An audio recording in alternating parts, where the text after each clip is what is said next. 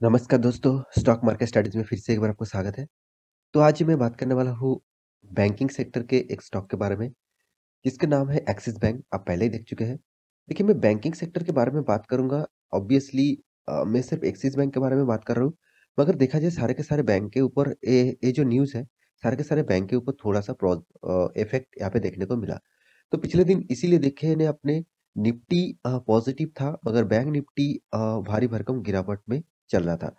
तो इसके कारण 2 दिन में बैंक में गिरावट होने का जो कारण है, उस कारण के बारे में बताऊँगा।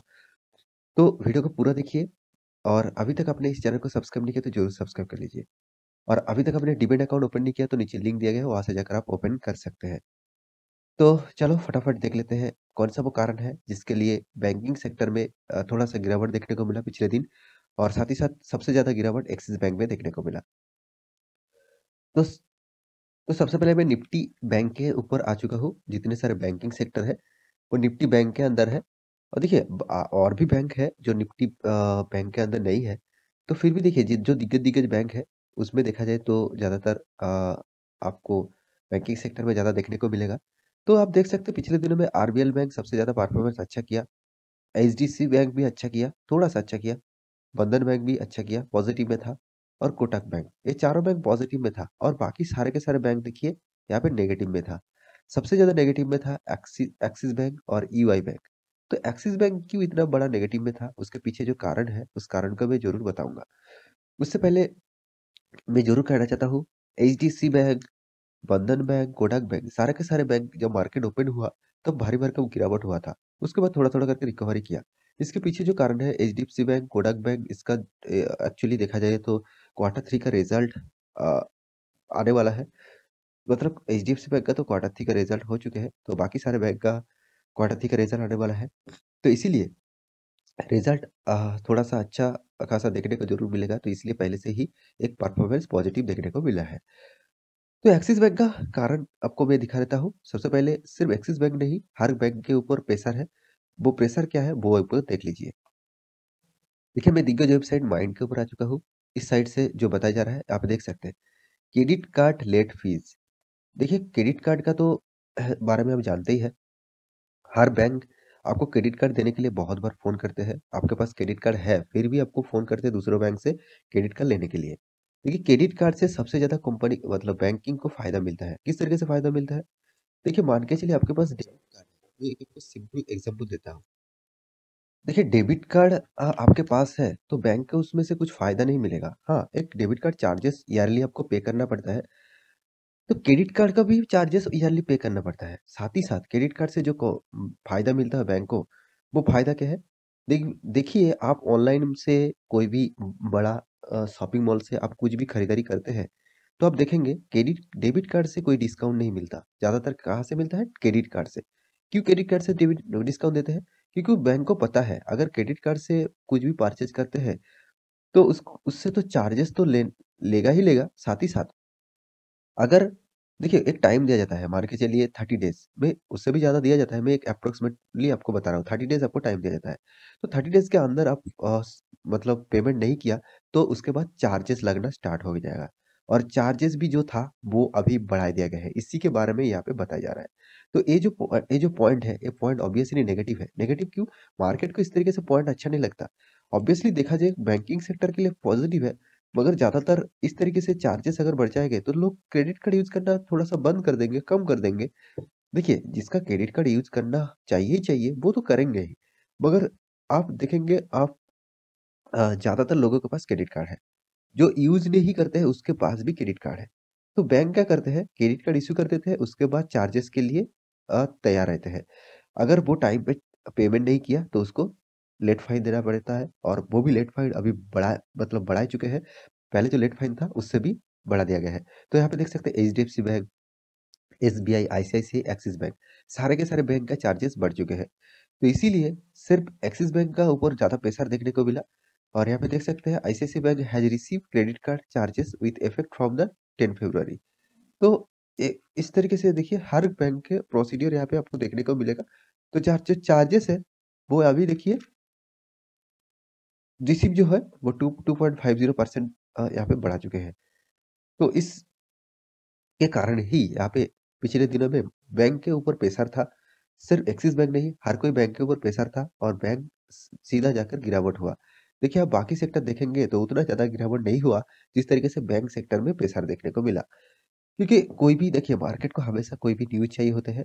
अगर वो न्यूज़ देखा जाए तो नेगेटिविटी ज़्यादा है, तो ऑब्वियसली उस स्टॉक से आपको रहना नहीं चाहिए, उस स्टॉक से आपको निकल जाना चाहिए। तो मेरे कहने का मतलब आप समझ चुके हैं।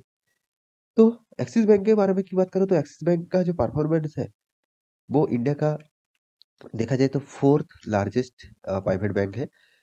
क्योंकि देखिए इसका परफॉर्मेंस के बारे में बात करूँ, तो एक्सिस बैंक देखिए टोटल 2 लाख से भी ज़्यादा इसका मार्केट कैपिटलाइजेशन है, 2 लाख करोड़ से भी ज़्यादा। कंपनी का पीई रेशियो ठीक-ठाक लेवल में है, 222 और इंडस्ट्रीज़ पीई देखिए 19 है। मतलब एक ठीक-ठाक लेवल में देखने को मिला है। Return of capital employed low level में है 4.84, रिटर्न ऑफ इक्विटी देखिए 7.58। तो दोनों ही एक लो लेवल में देखने को मिला है। कंपनी का फेस वैल्यू जो है वो ₹2 है। कंपनी के पास कर्जा बहुत है। देखिए बैंक को हमेशा कर्जा लेना ही पड़ता है, क्योंकि बैंक का जो मेन काम काम है वो कर्जा लेके लोन देना। तो फिर भी देखिए आप दूसरे बैंक आप देखेंगे तो इतना कर्जा नहीं ले ले चुके हैं, जो बैंक एक्सिस बैंक ने लिया है। तो इसका जो डेप्थ ऑफ इक्विटी है आप देख लीजिए 8.30 है, बहुत बड़ा डेप्थ ऑफ इक्विटी है। प्रोमोटर के पास मात्र 11% होल्डिंग है। देखिए बैंक सेक्टर में आपको ज़्यादा प्रोमोटर देखने को नहीं मिलेगा, कोई भी बैंक सेक्टर में। हाँ, एसबीआई में देखने को मिलेगा क्योंकि एसबीआई एक पीएसयू बैंक है, गवर्नमेंट सब्सिडियरीज़ बैंक है, तो उसमें आपको देखने को ज़रूर मिलेगा। मगर यहाँ पे एक्सिस बैंक एक प्राइवेट बैंक है, तो इसमें आपको ज़्यादा प्रोमोटर देखने को नहीं मिलेगा। तो कंपनी के देखिए कैश फ्लो कंपनी के हाथ में 11,700 करोड़ से भी ज़्यादा कैश है। कंपनी का एनुअल इनकम देखिए 7,196 करोड़ है। ईपीएस के बारे में बात करूँ तो ₹30 से भी ज़्यादा ईपीएस कंपनी आपको दे रहा है। तो कंपनी का बाकी जो पैरामीटर है, कंपनी देखिए प्राइवेट सेक्टर बैंक है, साथ ही साथ कंपनी 4 नंबर रैंकिंग में है, उसका मार्केट कैपिटलाइजेशन के हिसाब से।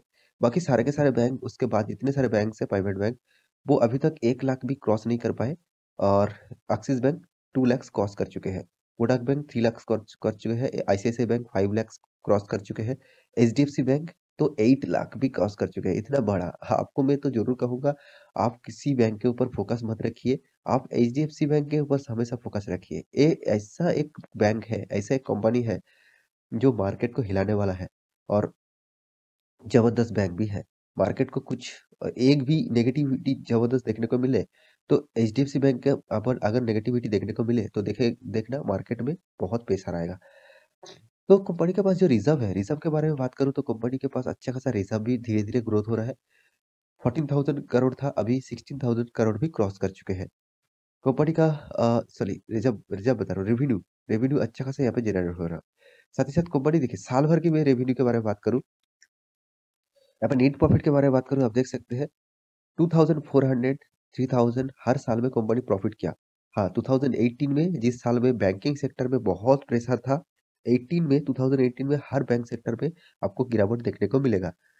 तो उसी यहाँ पे तरीके से आपको देखेंगे, तो यहाँ पे आप उस सालों में ही थोड़ा-सा प्रॉफिट कम हुआ, फिर से रिकवरी किया और अभी फिलहाल 10,000 करोड़ भी क्रॉस कर चुके हैं। मतलब एक्सिस बैंक भी अच्छा खासा परफॉर्मेंस कर रहा है, अच्छा खासा ग्रोथ कर रहा है। मगर एक्सिस बैंक आपको कंटीन्यूअसली उतना प्रॉफिट यहाँ पे नहीं दे रहा है। आप देख सकते हैं कंपनी का जो सीएजीआर रिटर्न है, 10 सालों में आपको 14% रिटर्न दिया, 5 साल में 9%, 3 साल में 3% और 1 साल में तो 7% रिटर्न दिया। तो जो रिटर्न के परफॉर्मेंस है, मुझे बहुत-बहुत वीक लेवल लगा क्योंकि बैंकिंग सेक्टर में आप HDFC bank, ICICI bank, Kotak bank इसको देख लेना, इससे भी ज़्यादा आपको रिटर्न मिलेगा। तो सेल्स ग्रोथ भी देखिए उतना खास नहीं है, प्रॉफिट ग्रोथ भी देखिए पहले 2-3 10 साल 5 साल में उतना खास नहीं था। अभी 3 साल में और करंट सिनेरियो में थोड़ा-सा खास देखने को मिला प्रॉफिट ग्रोथ। कंपनी का रिटर्न ऑफ इक्विटी मैं पहले ही बता चुका हूँ, एक लो लेवल में रन कर रहा है। साथ ही साथ कंपनी का रिज़र्व के बारे में बात करूँ तो रिज़र्व देखिए अच्छा खासा रिज़र्व ग्रोथ हो रहा है। 15,000 से स्टार्ट हुआ, 15,000 करोड़ से स्टार्ट हुआ था 2010 में, अभी वो 1 लाख भी क्रॉस कर चुके हैं। कंपनी के पास जो कर्जा है, कर्जा भी आप देखेंगे तो बहुत ज़्यादा कर्जा कंपनी लेके बैठे हुए हैं। 1 लाख से भी ज़्यादा कर्जा था और अभी 8 लाख से भी 8 लाख करोड़ से भी ज़्यादा कर्जा बन चुके हैं। हर साल में कंपनी कर्जा को बढ़ा रहा है। देखिए को बैंकिंग सेक्टर में ये नहीं कहूँगा कर्जा नहीं लेना होगा। तो ऑब्वियसली बैंकिंग सेक्टर में कर्जा ज़रूर लेना होगा। तो बैंकिंग सेक्टर में कर्जा लेने के बाद ही आपको काम करना होगा। तो इसीलिए बैंकिंग सेक्टर के ऊपर इस तरीके से कर्जा आपको देखने को हमेशा मिलेगा। तो फिर भी आपको देखना है कंपनी किस तरीके से काम कर रहा है।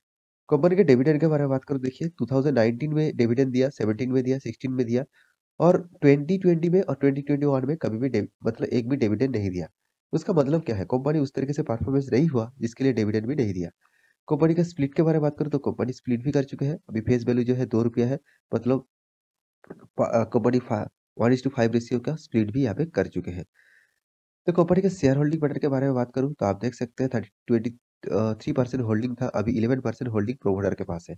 बाकी देखिए एफआईज ने 51% होल्ड करके रखा, डीएस के पास 25% होल्ड करके रखा, पब्लिक के पास देखिए 11% होल्ड करके रखा। तो ओवरऑल सबके पास इस कंपनी की हिस्सेदारी है। तो इस कंपनी के बारे में टेक्निकल चार्ट के बारे में बात करूँ, देखिए एक सपोर्ट जोन यहाँ पे आपको देखने को मिला है। यहाँ पे बहुत बार टच कर रहा है, फिर भी एक नेगेटिविटी बरकरार है। मुझे लगता है फिर से एक बार टच करने के लिए आएगा और उसके बाद शायद वापस हो जाएगा। अगर इस लेवल को ब्रेक कर देता है तो एक फॉलिंग आपको देखने को मिलेगा और वो लेवल आपको रहेगा करीबन-करीबन यहाँ पे इस लेवल तक आपको देखने को मिल सकता है। क्योंकि इस लेवल तक आपको यहाँ पे आपको देखने को मिल सकता है। तो मेरे कहने का मतलब आप टेक्निकल चार्ट पैटर्न को भी यूज़ कर सकते हैं।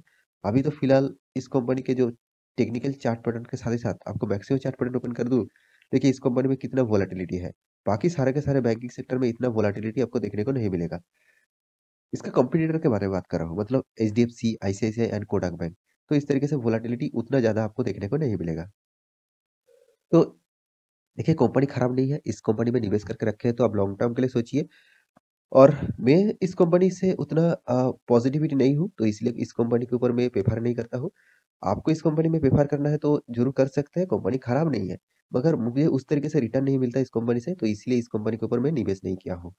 मैं एचडीएफसी, आईसीआईसीआई, कोटक इस तीनों बैंक को ज़्यादा प्रेफ़र करता हूँ। तो आशा करता हूँ सारी जानकारी आपको मिल चुका है। मेरा वीडियो अच्छा लगे तो लाइक करना, दोस्तों के साथ शेयर करना, चैनल को सब्सक्राइब भी करना। मिलते हैं अगले स्टॉक लेके, तब तक के लिए खुश रहिए, अपना ख्याल रखिए। Bye bye.